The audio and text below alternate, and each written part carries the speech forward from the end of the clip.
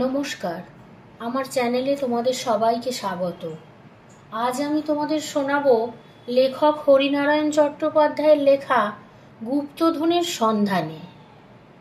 টিফিনের ঘন্টা বাজতেই মেয়ের দল হৈ হৈ করে বেরিয়ে পড়ল। শ্রাবণী, অদিতি, মধুছন্দা, সমাপ্তি, মিতালি আর জয়শ্রী এরা মাঠে গিয়ে গোল হয়ে বসল। সবাই ঝরিয়া কীর্তিচন্দ্র বালিকা বিদ্যালয়ের ছাত্রী, 7 ক্লাসে পড়ে। এই 6 জন এক প্রাণ এক মন, স্কুলে সব সময় একসঙ্গে। শ্রাবণী বলল, এই মিতালি, টিফিনের সময় কি বলবি বলেছিলি বল। মিতালি টিফিন বাক্স খুলে পাউরুটির টুকরো বের করে সকলের হাতে দিল। অদিতি সন্দেশ এনেছিল, তাই সবাইকে বিলি করল। শ্রাবণী বলল, তোদের একটা নতুন জিনিস খাওয়াবো। কলকাতায় আমার দিদার বাড়ি থেকে আমের আচার এনেছি, পাউরুটি দিয়ে ভালোই লাগবে, এই নে। শ্রাবণী ছোট্ট একটা কাঁচের শিশি বের করে সকলের সামনে রাখল। আচারের নামে মেয়েরা পাগল। সবাই শিশি খুলে আচার পাউরুটিতে মাখিয়ে নিল। জয়শ্রী আবার মনে করিয়ে দিল, কি রে মিতালি, কি বলবি বল, এখনই তো ঘন্টা পড়ে যাবে। হাতের ওপর গড়িয়ে আসা আচার চাটতে চাটতে মিতালি বলল, বলছি, সে ভারী মজার কথা। মেয়েরা আরো ঘন হয়ে বসল। মিতালি বলতে আরম্ভ করল, কাল রাতে বাবা মাকে যা বলছিল আমি সব শুনতে পেয়েছি, সেই কথাই তোদের বলবো। রাজবাড়ির পিছনে টিলার পাশে যে ভাঙা বাড়িটা আছে সেটা আমাদের জানিস তো, মেরামত হয়নি বলে বাড়িটার ওই অবস্থা। কেউ ওখানে থাকে না, আমার ঠাকুরদা ওই বাড়িটা পেয়েছিল। মধুছন্দা জিজ্ঞাসা করল, পেয়েছিল মানে? মিতালি বলল, পেয়েছিল মানে জানিস তো, অনেক আগে ঝরিয়া বাংলাদেশের মধ্যে ছিল। মোগল আমলে একজন মনসবদার ছিল নাজামউদ্দিন, এসব জায়গা সেই দেখাশোনা করত। লোকটা ভীষণ অসৎ ছিল আর মতলববাজ। প্রজাদের কষ্ট দিয়ে অনেক টাকা কড়ি করেছিল। ওই বাড়িতে সেই সব টাকা কড়ি জমিয়ে রাখত। যেসব প্রজারা তার কথা শুনতো না কিংবা গোলমাল করত, তাদের ওই বাড়ির চোরা কুঠুরিতে পুড়ে রাখত। না খেতে পেয়ে খিদে তেষ্টায় তারা সব মরে যেত। দিনকাল বদলায়, মোগলদের কাছ থেকে দেশ ইংরেজদের হাতে চলে এলো। ওই বাড়িও ইংরেজরা নিয়ে নিল। আমার ঠাকুরদা ইংরেজদের কুঠিয়াল ছিলেন, তাদের ব্যবসার অনেক খোঁজ খবর দিতেন, ফলে তিনি খুব বিশ্বাসের পাত্র হয়ে উঠেছিলেন। ক্যানিংহাম সাহেব ওই বাড়িটা আমার ঠাকুরদাকে উপহার দিয়েছিলেন। আমার বাবার ধারণা, খোঁজ করলে ও বাড়িতে এখনো কিছু ধনরত্নের সন্ধান মিলতে পারে। মধুছন্দা প্রশ্ন করল, তোর বাবা খোঁজ করছেন না কেন? মিতালি বলল, মাও তো বাবাকে সেই কথাই বলেছিল, একদিন লোকজন ডেকে বাড়িটা পরিষ্কার করাও না, যদি কিছু পাওয়া যায়। আজকাল সোনার যা দাম। বাবা বলল, লোকজন ডাকলে সব জানাজানি হয়ে যাবে, তার চেয়ে ভাবছি আমি দিন 7 ছুটি নেব, নিয়ে বাড়িটার মধ্যে ঢুকবো। মিতালি একবার সব মেয়েদের মুখের দিকে দেখে নিয়ে বলল, আমি কি ভাবছি জানিস? কি? সবাই একসঙ্গে চিৎকার করে উঠল। বাবা ছুটি নিয়ে বাড়িতে ঢোকার আগে চল দল বেঁধে আমরাই যাই। কাল থেকে তো স্কুল ছুটি হয়ে যাচ্ছে, প্রচুর অবসর, ধনরত্নের আমাদের খুব দরকার। শ্রাবণী বলল, ঠিক বলেছিস, দরকারের সময় একটা পয়সা আমরা হাতে পাই না। দেখ না, জন্মদিনে কতগুলো টাকা পেলাম, সব কৌটোর মধ্যে রেখে দিয়েছিলাম। মা হঠাৎ বলল, শ্রাবণী, তোর কৌটো থেকে পয়সা নিচ্ছি, রেডিওটা সারাতে হবে। ব্যাস, সব পয়সা শেষ। আর একবার বাবাও মাথায় হাত বুলিয়ে ছাতা কিনবার নাম করে আমার পয়সা নিয়েছিল। দেখা গেল সব মেয়েরই দারুণ অর্থাভাব। মোগল আমলের কিছু ধনরত্ন পেলে খুবই ভালো হয়। অদিতির একটু সাহসের অভাব। সে এতক্ষণ চুপ করে সব শুনছিল। এবার বলল, কিন্তু যেসব প্রজাদের না খেতে দিয়ে মেরে ফেলেছিল তাদের অতৃপ্ত আত্মারা ওখানে নেই তো? তারা যদি গোলমাল করে? আমি আবার ভূত প্রেত একেবারে সহ্য করতে পারি না। মিতালি ঠোঁট বেঁকালো। শোন অদিতির কথা, ভূত প্রেত আবার আছে নাকি? মানুষ মারা গেলেই তো শেষ। সমাপ্তি আর থাকতে পারল না, বলল, যাক ওসব বাজে কথা। আমরা কবে ওই বাড়িতে যাচ্ছি তাই বল। এবার কলকাতায় গিয়ে যা চমৎকার গোটা কয়েক ফ্রক দেখে এসেছি, বড্ড দাম। ওই ধনরত্নগুলো পেলে আর ভাবনা নেই।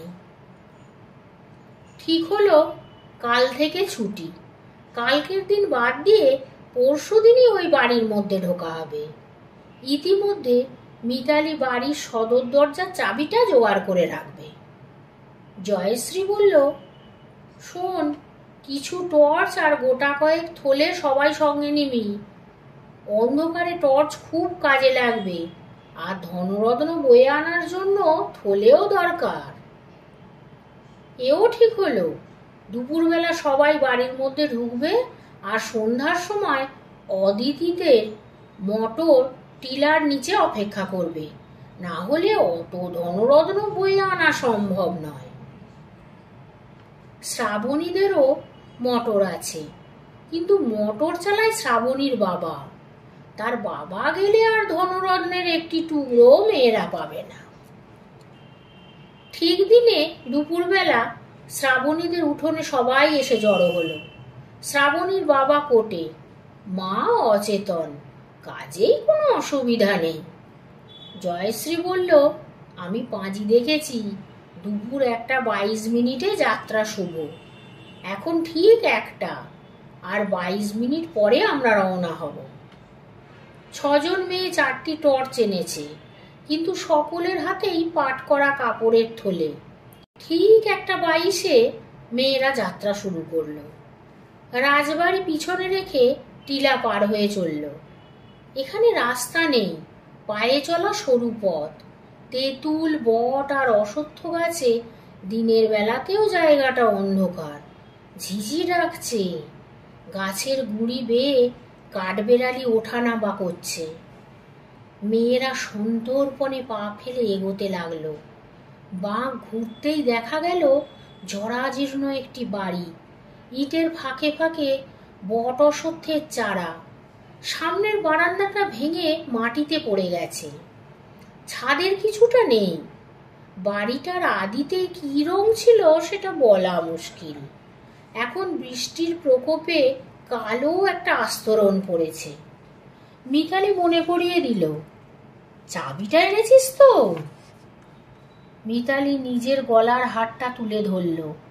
সবাই দেখল হারের সঙ্গে মস্ত বড় একটা পিতলের চাবি। মেয়ের দল দরজার কাছে গিয়ে দাঁড়ালো। মিতালি আছে পিছনে, আর সবাই। বাড়ির তুলনায় দরজার আয়তন খুব ছোট।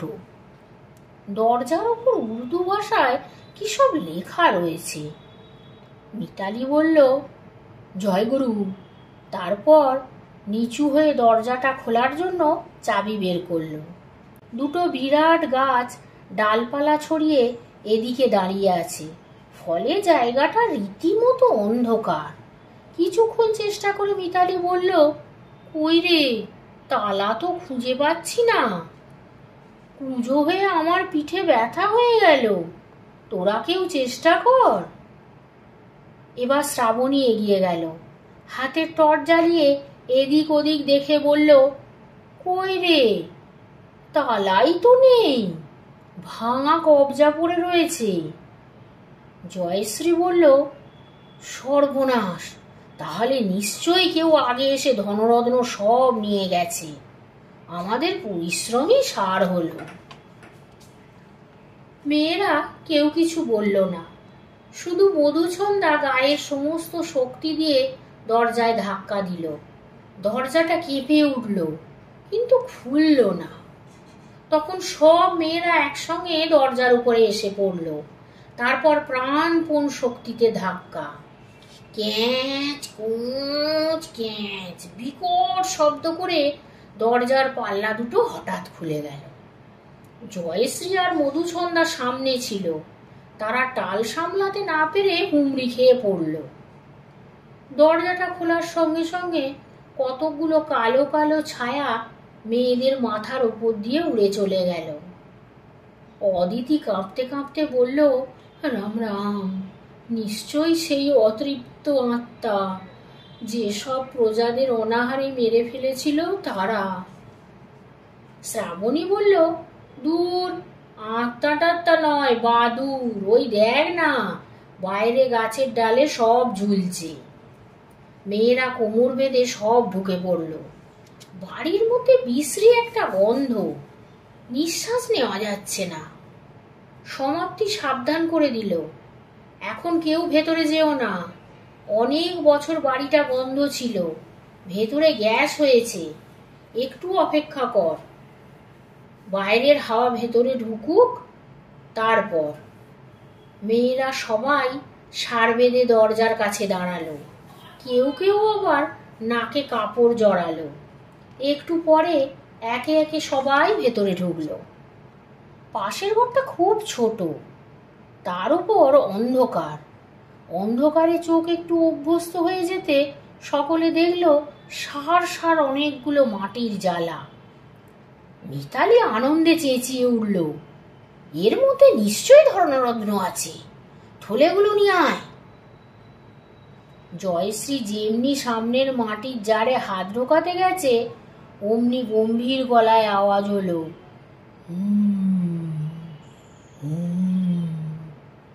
জয়শ্রী লাফিয়ে পিছিয়ে এলো। অদিতি জয়শ্রীর পিছনে ছিল। তার খুব ইচ্ছা তাড়াতাড়ি হাত দিয়ে বড় সাইজের মণিমাণিক্যগুলো তুলে নেবে। সে তার বাবার কাছে শুনেছে মোঘল আমলে খুব দামি দামি হিরে জহরত পাওয়া যেত। গোটা কয়েক সেরকম পেলেই আর দেখতে হবে না, সারা জীবন পায়ের ওপর পা দিয়ে কাটাতে পারবে।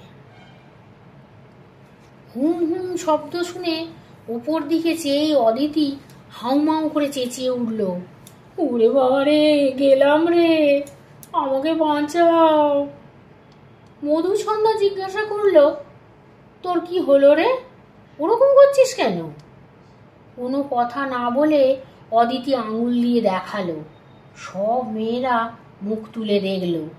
ঘন অন্ধকারের মধ্যে জ্বলজ্বল করছে দুটি চোখ, আগুনের ভাঁটার মতন।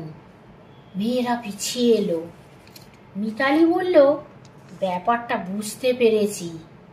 আগের দিনে ধনরত্ন আগলাবার জন্য লোকেরা একজনকে মেরে যক্ষ বানিয়ে রাখত, সেই সব ধনরত্ন পাহারা দিত, ওটা হচ্ছে সেই যক্ষ।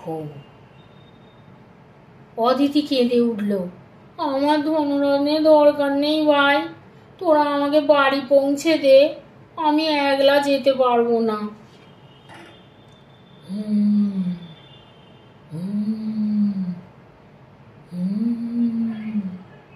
গম্ভীর শব্দ খালি ঘরে যেন দ্বিগুণ হয়ে উঠল। চোখ দুটো আরো জ্বলতে লাগলো। অদিতির সেই দিকে চোখ পড়তেই সে ভয়ে অজ্ঞান হয়ে পড়ল। দাঁতে দাঁতে আটকে গেল, মুখ দিয়ে করতে লাগলো। অদিতি পড়ে যেতেই পটপট আওয়াজ। মেয়েদের মাথার উপর দিয়ে সেই জ্বলন্ত চোখ ডানা ঝাপটাতে ঝাপটাতে উড়ে গেল। মিতালি বলল, পেঁচা পেঁচা, লক্ষ্মী পেঁচা। অদিতি মিছিমিছি ভয় পেল। সমাপ্তি থলে নিয়ে অদিতির মুখে হাওয়া করছিল। সে বলল, লক্ষ্মী পেঁচা যখন আছে তখন নিশ্চয়ই ধনরত্নও আছে, মা লক্ষ্মী তো সম্পদের দেবী। একটু পরেই অদিতি চোখ খুলল। ক্লান্ত গলায় জিজ্ঞাসা করলো, আমি কোথায়? জয়শ্রী বলল, তুই রাশি রাশি ধনরত্নের পাশে শুয়ে আছিস, কোনো ভয় নেই। তুই যাকে যক্ষ ভেবেছিলি সেটা যক্ষ নয়, লক্ষ্মী পেঁচা। আমাদের ঐশ্বর্যের সন্ধান দিয়ে গেল। সব শুনে অদিতি উঠে বসলো, তারপর বলল, তাহলে আর আমরা দেরি করছি কেন? থলেগুলো বোঝাই করে নিলেই তো পারি। সমাপ্তি মাটির জালার কাছে দাঁড়িয়েছিল। সে প্রথমেই জালার মধ্যে হাত ঢোকালো, একটু পরেই চেঁচিয়ে উঠল, ও মা, কিরে এর মধ্যে! সমাপ্তি হাতটা টেনে বের করতেই অন্য মেয়েরা হাতের উপর টর্চের আলো ফেলল। কনুই পর্যন্ত কালো হয়ে গেছে। সমাপ্তি নিজের হাতটা নাকের কাছে নিয়ে নাক কুঁচকালো।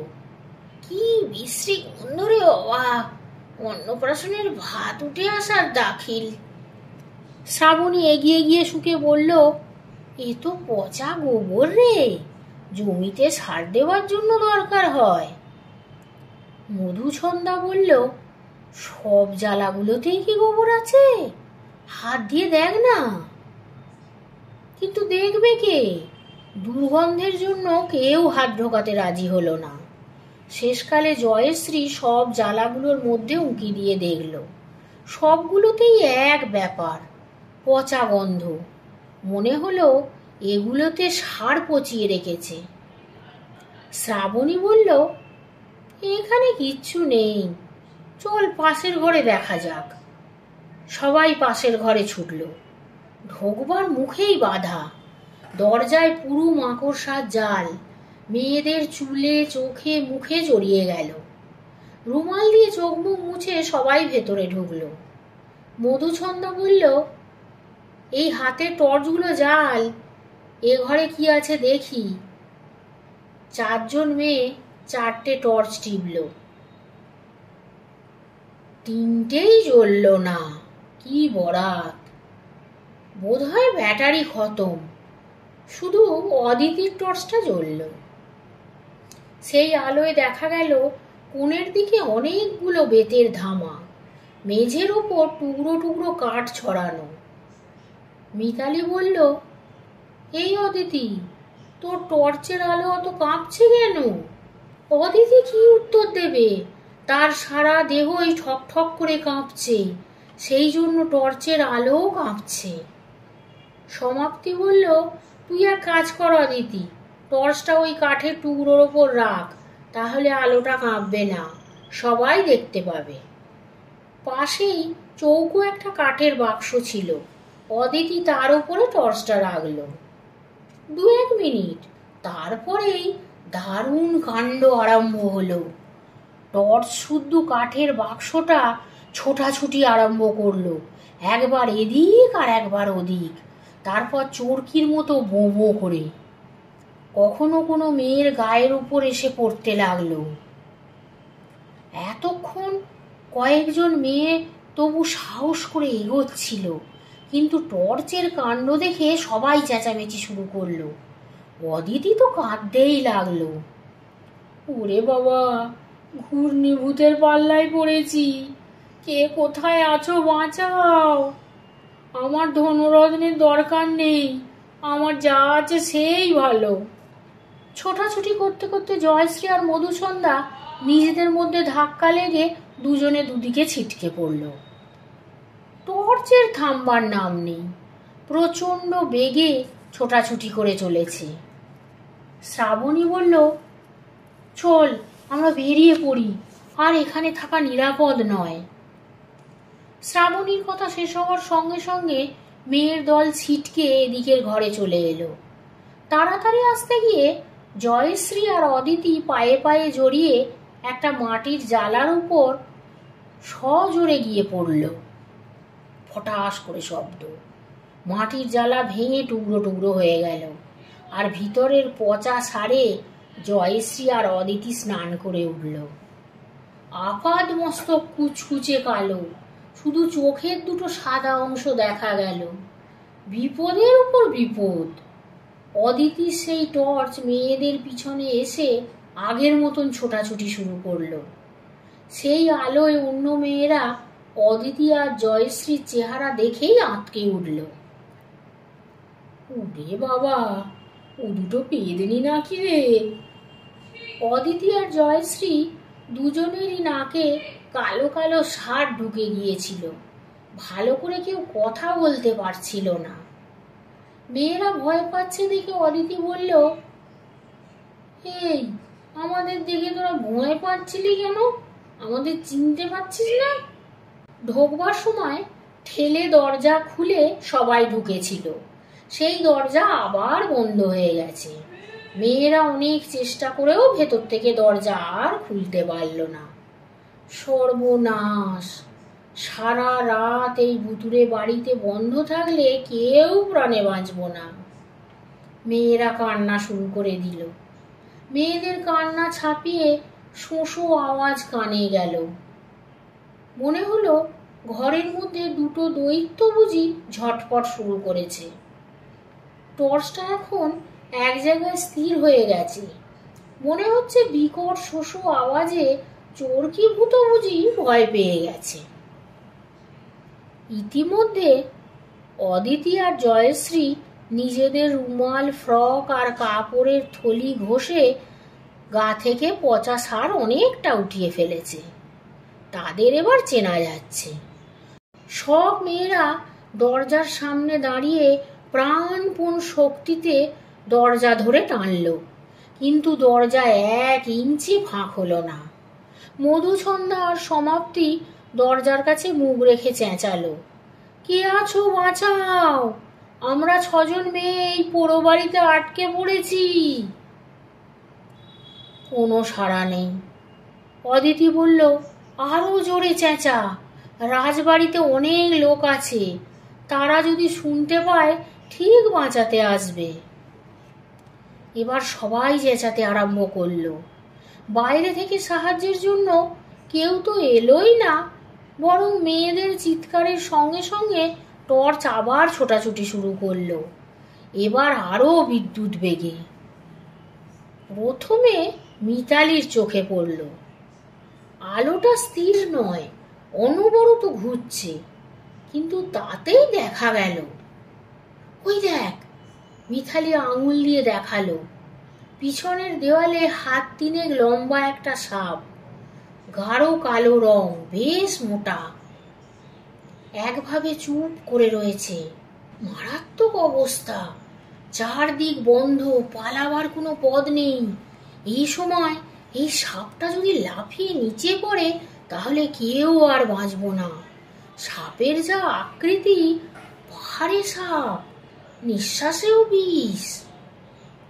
মেয়ের দল সবাই পিছনের দেওয়াল থেকে যতটা সম্ভব সরে এলো।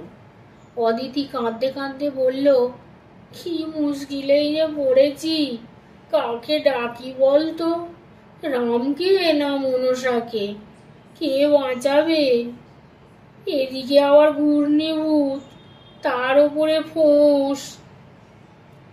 মেয়েরা কোনো উত্তর দিল না, কিন্তু সবাই মনে মনে মনসা আর রাম নাম জপ করতে লাগলো। হঠাৎ আবার শোঁ শব্দ, বিকট শব্দ করে দরজার পাল্লা দুটো খুলে গেল। বাইরে প্রচুর বৃষ্টি হয়ে গেছে।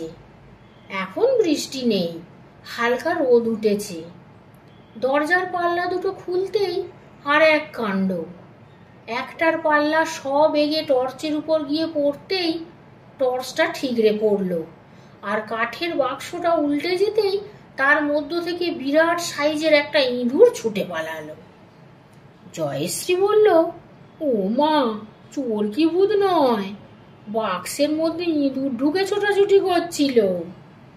এবার অদিতি সাহস করে পিছনের দেওয়ালের দিকে দেখল। সাপ নয়, আঁকা বাঁকা একটা ফাটল। বাইরের রোদে এবার পরিষ্কার দেখা যাচ্ছে। মেয়েদের চেহারা যা হয়েছে দেখবার মতন। কেউ খোঁড়াচ্ছে, কারোর ফ্রক ছিঁড়ে গেছে, একজনের মুখ ভর্তি মাকড়সার জাল, দুজনে তো পচা সারে স্নান করে উঠেছে। জয়শ্রী বলল, এই নাক কান মলছি আর আমার ধনরত্নের দরকার নেই, ভগবান যা দিয়েছেন তাই ভালো। এখন ভালোই ভালোই বাড়ি পৌঁছতে পারলে বাঁচি। সকলে ক্লান্ত পায়ে পোড়ো বাড়ি থেকে বেরিয়ে টিলার পাশ দিয়ে হাঁটতে শুরু করলো। ওদিকে অদিতিদের মোটর থাকবার কথা, না হলে এ পোশাকে রাস্তা দিয়ে হাঁটলে সবাই পাগলি বলবে। একটু পরেই রোদটুকু কমে গেল। আকাশ কালো মেঘে ঢাকা, ঘন অন্ধকার নামল। বটগাছতলা দিয়ে যাওয়ার সময় হঠাৎ অন্ধকার ভেদ করে বাজখাই আওয়াজ উঠল, গোলমেলে লেলুয়া। জয়শ্রী আর মধুচন্দা ধার দিয়ে যাচ্ছিল। চিৎকার শুনে তারা ছুটতে শুরু করলো। ওরে বাবারে, ভূত এখনো আমাদের ছাড়েনি, পিছন পিছন এতটা রাস্তা এসেছে। বিদ্যুৎ চমকাতেই দেখা গেল ভূত নয়, বান্টু, শ্রাবণীর ভাই। থলিতে দেহ ঢেকে শুধু মুখটা বের করে বটগাছটার তলায় বসে আছে। সে বলল, মা আমাকে আর একটা থলি দিয়ে পাঠিয়ে দিয়েছে, কিছু বেশি ধনরত্ন নিয়ে যাওয়ার জন্য। মেয়েরা আর কথাটি বলল না, মুখও তুলল না। সরু পথ দিয়ে দৌড়তে শুরু করলো, থলেগুলো মাথায় দিয়ে। বৃষ্টি পড়তে শুরু হয়েছে। আজকের গল্পটি এখানেই শেষ হলো। ধন্যবাদ।